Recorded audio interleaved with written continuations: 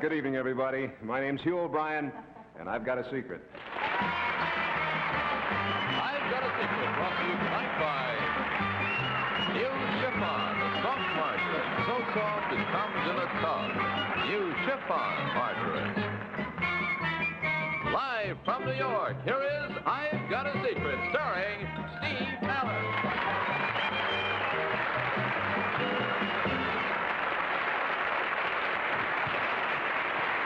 Thank you, my panel. Good evening and welcome to I've Got a Secret. We have a very crowded, busy show tonight, as you'll soon see. So let's get down to business now by meeting the members of our panel. First of all, Betsy Palmer. Good evening.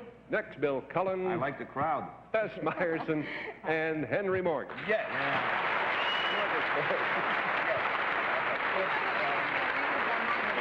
Now, may we have our first contestants, please? Yes.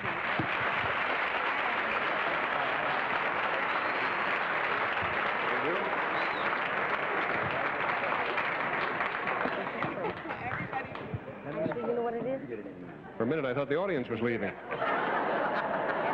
Well, I'm going to leave it to the girls. Sir, I presume that since you showed up with about 700 lady friends here, that you have a secret of some kind, huh? Yes, I do. Well, would you tell us your name and where you're from? My name is Harold Birack, and I'm from Forest Hills, New York. I see.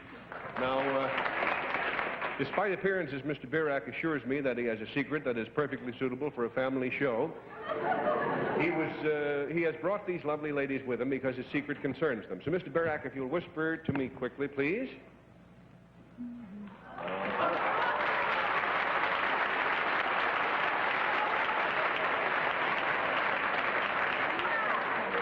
The clue to Mr. Birack's secret concerns something he did for these ladies, and we'll start the game with Betsy Palmer. Mr. Birack, you taught these young ladies something. No, not really. You educated them in some manner? No. Did you do something physical to them?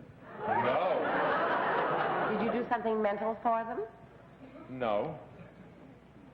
It actually falls in that fuzzy area between those two categories. Between those two. I fell into that fuzzy area once, and it was very painful. Were the girls a lot happier after you finished what you did doing? Oh, yes, extremely.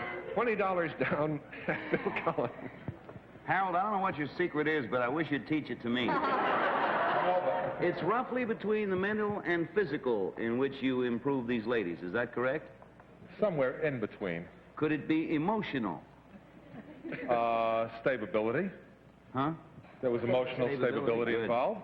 You mental? No, I have no idea. Wow. These girls were improved, Harold, after what you did for them. Is that right? Probably some were, some weren't, you know.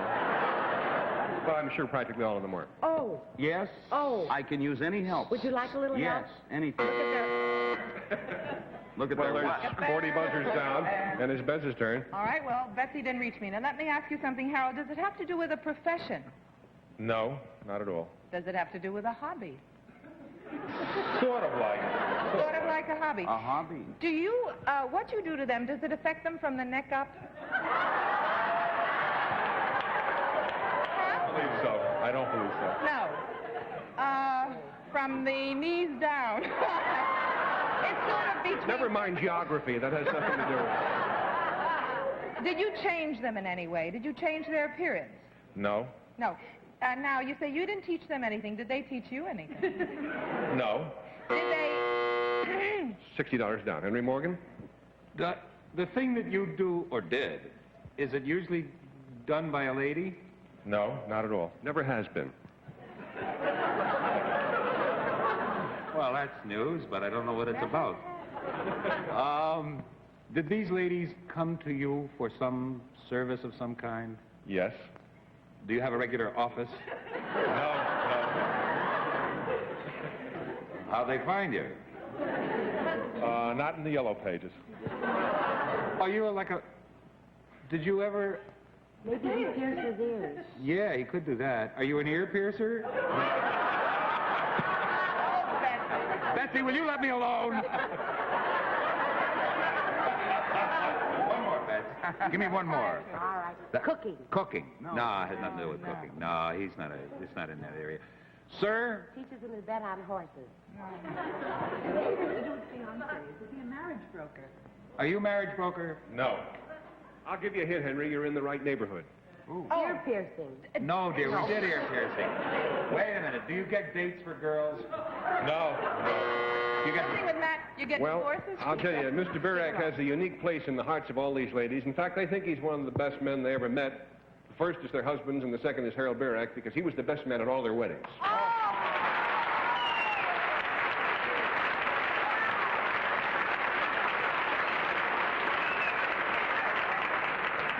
Mr. Birak, to what do you owe your popularity here? Well, to the fact that I'm the president of the Long Island Senior League, which was founded 8 years ago, and we hold small functions throughout the New York area, Philadelphia, Westchester, and these people have met at one of our functions. I see. Now, you started this club, they tell me, 8 years ago. When were you first chosen to be a best man? 7 years ago and 9 months. Got to you right away. And how many times in all have you been a best man? 49, the 50th coming up June 5th. Isn't that something? Now, I understand that you met your own wife through the club. How does she feel about you attending so many weddings? She cries at every one, but she loves them. She loves every one of them. Probably the reason she cries is she knows you have to give a present to everyone. Does he give nice presents, girls? Yes. Well, that's wonderful. Harold, what do you do for a living? I'm the wine consultant at Forest Hills Liquor Store in Forest Hills, Queens. I had an uncle who started like that, too. Well, it's a great life. Finished like that. It's a great life. Wine, weddings, and song, and we wish you many happy returns of the whatever. And thanks to all of you for joining us tonight. Thank you, sir. We'll be back with you again in a minute, but first, get a load of this. We hope you're in the mood to break a habit, because now your whole idea about margarines will change. This is the first soft margarine, new chiffon. Chiffon softness shows you its lowest in saturated fat of any spread, with the delicious flavor of the expensive spread. You see, it's the extra amount of saturated fat that hardens other margarines into a stick. But we never harden chiffon into a stick. That's why it's lowest in saturated fat of all margarines, even the corn oil ones. Taste, no extra saturated fat to harden flavor either. Delicious, like the expensive spread. Go ahead, break this habit. Dip into new chiffon with pure liquid safflower oil. So soft, it comes in a tub. 2 tubs to every pound. New chiffon. People often stop me on the street and say, how do I get on the show? Well, if you have a secret that you would like us to consider, don't send it to me, but send it along with a picture that you don't have to have returned, and your phone number and your address to I've Got a Secret, CBS TV, 51 West 52nd Street, New York, New York. Pardon me. What does it mean when your eye itches? Gonna kiss a fool. Gonna kiss a fool. All right. That's my secret for the night. So please do not send, seriously, valuable articles or documents and, you know, your baptismal papers and so forth, because they'll probably get lost. May we have our next contestants, please?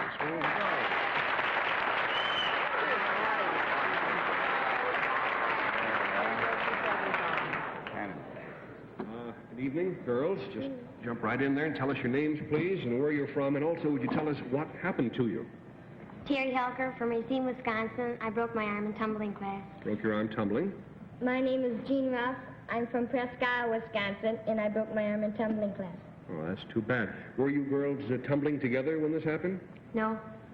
Just a coincidence. Now, obviously, panel, there's no good time to break your arm, but Terry and Jean were particularly upset by the timing of their accidents because they'd been scheduled to do something they'd both been looking forward to for a long time. When they broke their arms, it looked as though it was all goofed up.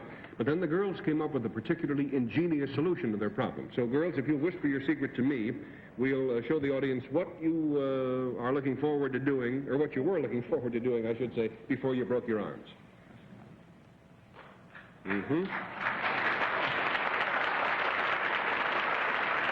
Now, we'll show everybody your solution to the problem.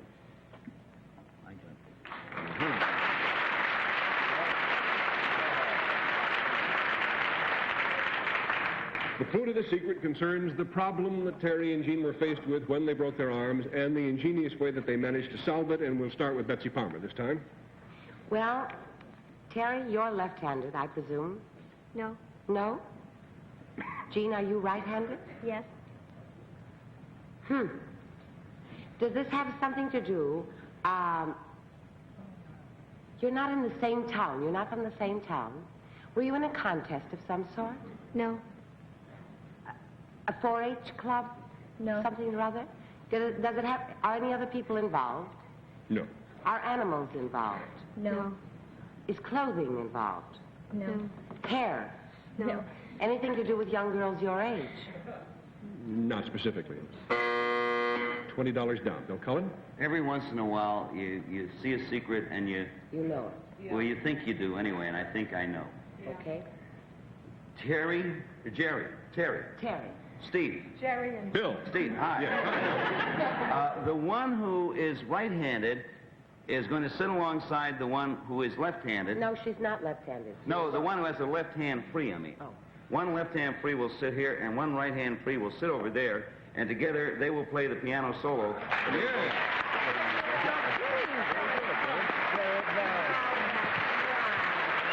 That's immediately. Dot Records' new recording team, the Armbusters, ladies and gentlemen. Bill, that was really very intuitive and very quick indeed. Sometimes it just happens. Just hits you that way. Girls, do you find it harder to play the piano this way than by your usual method? No. Yes. Never let your left hand know what your right arm is doing or whatever. When do you expect to be able to take off your casts? Mine will be off in about a week. I'll have a couple left. Mm-hmm. Would you be willing to give us a little sample of your technique? Certainly. Okay, we just sneaked the piano in over there, so you young ladies help yourselves to our stage. Ladies and gentlemen, here are Jean Ruff and Terry Helker, each playing her own half of Mozart's The Harpsichord Player.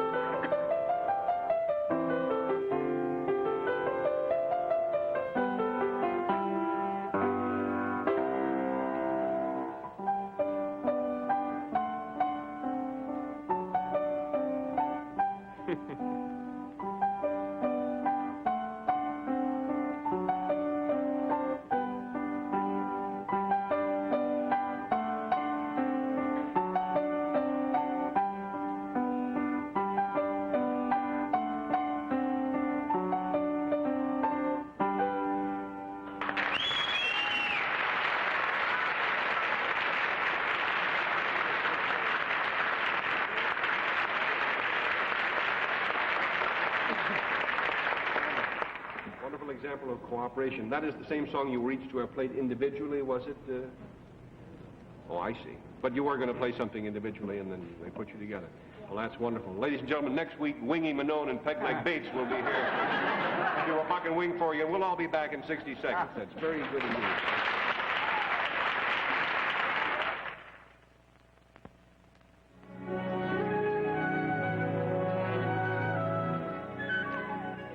This is Springtime in New England.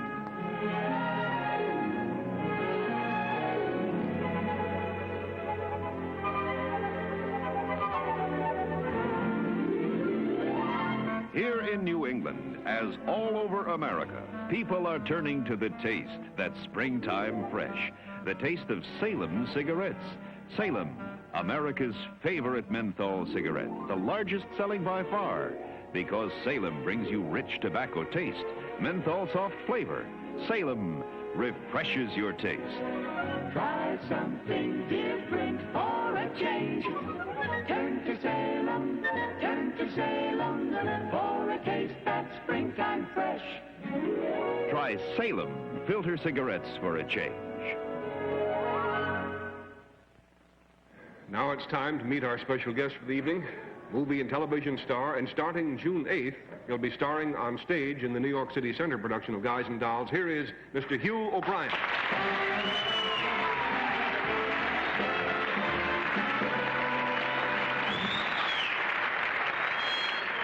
I got to take all your paper here. Nice to see you. All of it? You want to keep a...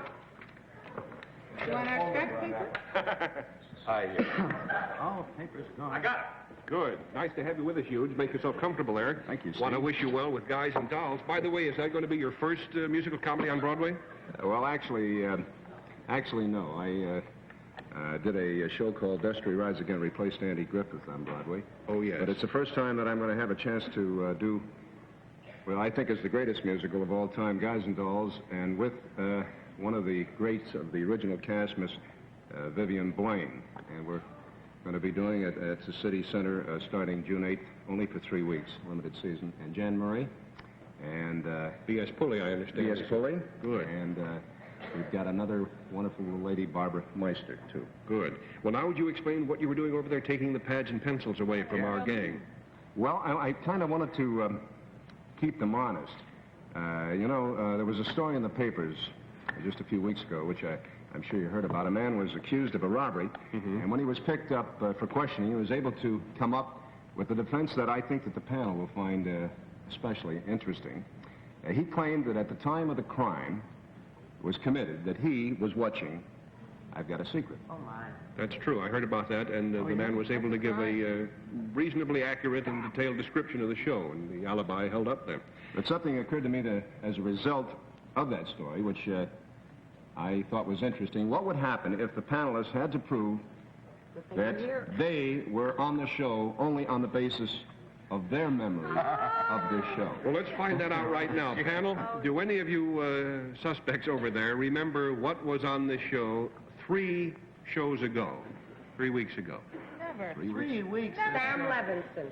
Sam Levinson. No, he wasn't. Debbie All right, do you remember what was on the show 2 weeks ago? 2 weeks ago. 2 weeks ago. Last week you I got it. I got it. Levinson. Sheila McRae. Sheila was last week. No, then No, that was last week, then Sheila if McRae. it wasn't Sheila McRae, it had to be that other person. Right. Would you believe 1 week ago? Sheila McRae. Sheila McRae? Right. Yeah, well, I just told you. Twins. We had the twins. Twins. Yeah, the twins. Yes. And we have the boy that won the sweepstakes. That's right. That's pretty good. The English Listen, I think boy. we ought to get down to the basics, All right. Steve. Let's find out how observant the panel was about tonight's show. All right? Oh, that's The part of the show you've already seen this evening. All What's right. the first problem, Hugh? Well, for example, let's bring back one of the 2 young ladies who were just on the show a few moments ago. All right, just send in the young lady. There she comes. Hi. Yes. How are you? The mark of Zorro, ladies and gentlemen. I hear suspects are your questions, all right? All right. Betsy, what is this young lady's name? Terry. Whoops. It must have been the other one. Jean. What is your last name? Jeannie Rupp. And Bill, where is she from? She's not from Racine, because Terry's from Racine, and you're from another town called... Steve mumbled. He Yeah, really did. Steve always... That's it. The town happens to be Steve Mumble, Wisconsin. Steve How do you like that? It was like Plattsburgh or something like What that. was the name of the town? Prescott, Wisconsin. See? Prescott. I did. And Bess, what was the name of the piece of music she and her friend played? It was Mozart's harpsichord. It was a new name, by the way. Yeah. It isn't called that usually. It's the harpsichord Dilly. Well, by golly, that's almost right. What was it? Harpsichord.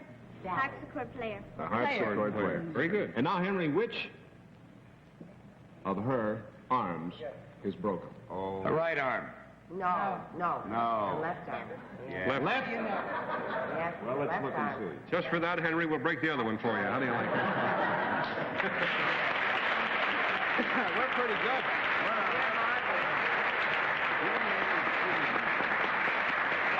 Very good. Yes, Henry? Happened not to have been here when they were playing the piano. He went out for Let's see if you got another one for them, Hugh. Well, now we're going to kind of get into more detail with Bill Cullen there. Bill, would you put your blindfold on, please? Oh, yes, sir. I'll take my glasses off. I don't need to, Hugh. But I will. Amazing, you know. All right, now we're going to bring back the gentleman who was the first contestant on tonight's show. Oh, boy. Right on, sir? Oh, boy. There he is. Oh, boy. Big fella, huh? How do you do, sir?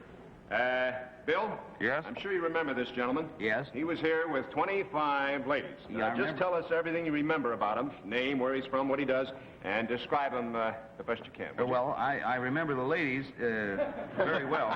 Thank you. And the name we never get because Steve mumbles. But the gentleman is wearing black horn-rimmed glasses, and he has, I hope you'll forgive me, sir, a higher forehead than I. And I'd say in height, he's taller than I, and he weighs more than I, and he's smarter than I am. And his work is working with a youth council type service.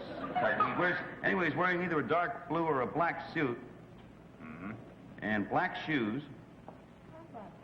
and a white or light gray shirt. What about his tie? Yeah, I beg pardon? The tie. Yeah, how about that tie? Can you tell us the way he parts his hair? Way back. I don't know. I don't remember a part, Hugh. I mean, the way he parts his hair. I don't remember that. Well, actually, I think you did very, very, very well, and I think Mr. Cullen deserves a big hand.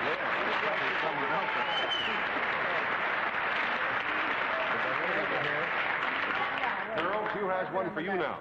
Actually, it's a problem for Henry, too. But before we begin, I want to ask the girls if they'll put on their blindfolds, would you? All right. Yeah, they're so pretty. There they are on. Now, Henry, here's a slightly different observation problem for you. Mr. Aaron, will you come out, please, sir? Mr. Who? Mr. Aaron. Henry, may I introduce Ronald Aaron? And now we want you to study Mr. Aaron very, very closely, and then in 30 seconds, describe him for Betsy and Bess with such care and detail that based on your description, they're going to be able to recognize him on sight, okay? Oh, boy.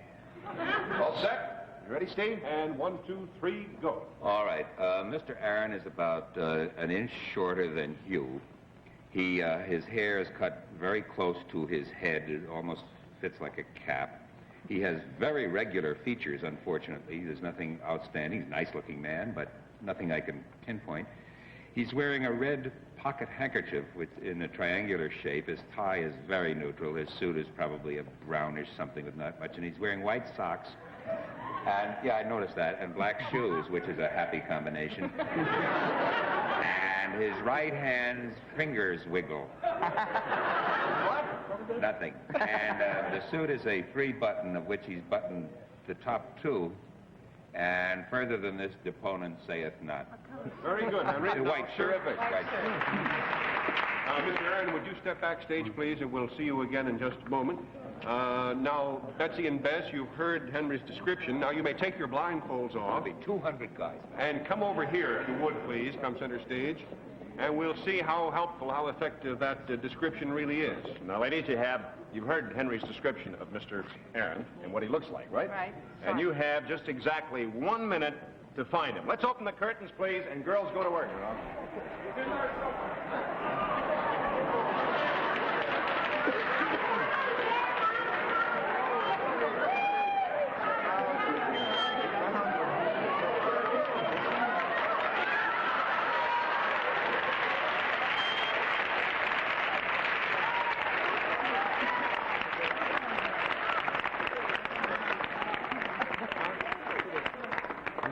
All the way, is that how you found it? To the back. No, I look for socks.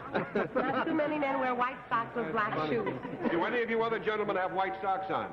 Oh, yeah. Would you... Oh, look, they did. Well, they've been out playing tennis earlier this evening. We just grabbed him by... Are you Mr. Aaron? Yes, I am. What do you do? I'm in the sign business.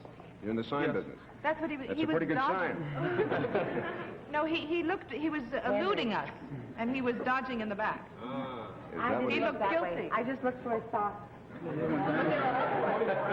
We did a stunt from an old story about, you know, the old fairy tale about identifying a tree in the forest with a yellow ribbon around it. 17 of these guys are wearing white socks. How do you like it? We have intuition. And red, isn't that amazing? No, but you're shorter, too. I didn't look at that, though. I looked at your socks. With the ties and the black, they all look like Sky Masterson. These are the husbands of the young ladies who were united by Mr. Barrett.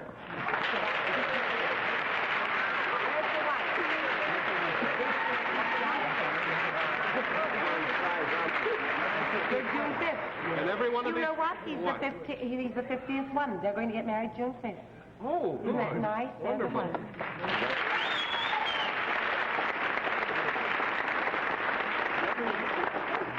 Every one of these men is wearing his wife's socks, ladies and gentlemen. Well, Hugh O'Brian, I think you've given us a marvelous idea for an entire spin-off. It's a wonderful stunt, and thanks so much for thinking of it. Thank you, Steve, for being here. I enjoyed it very, very much. We'll be back in a few seconds after this important word.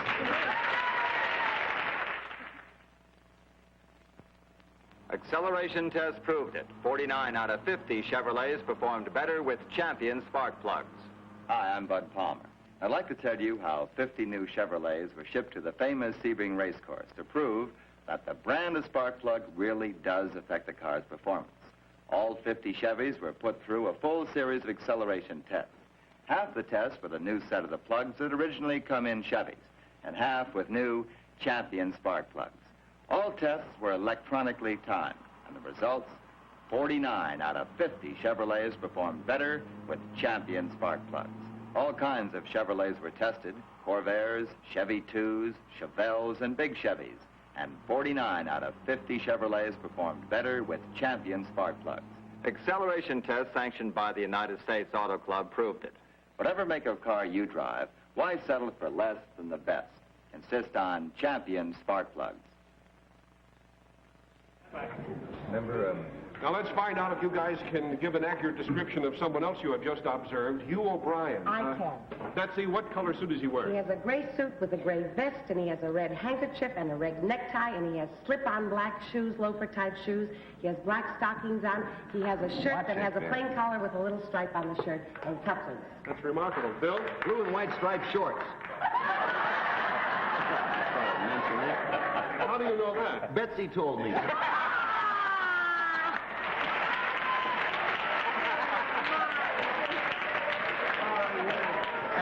Yes, Henry. He has 11 cents in his pocket. How do you know that? She told me.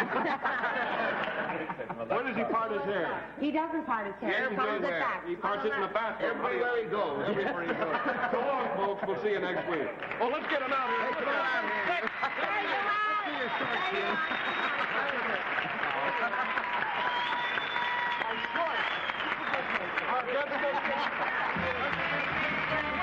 I've got a secret that's been brought to you tonight by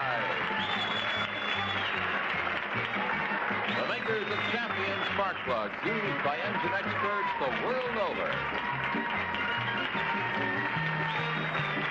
This Palmer's gown furnished by J.C. Penney.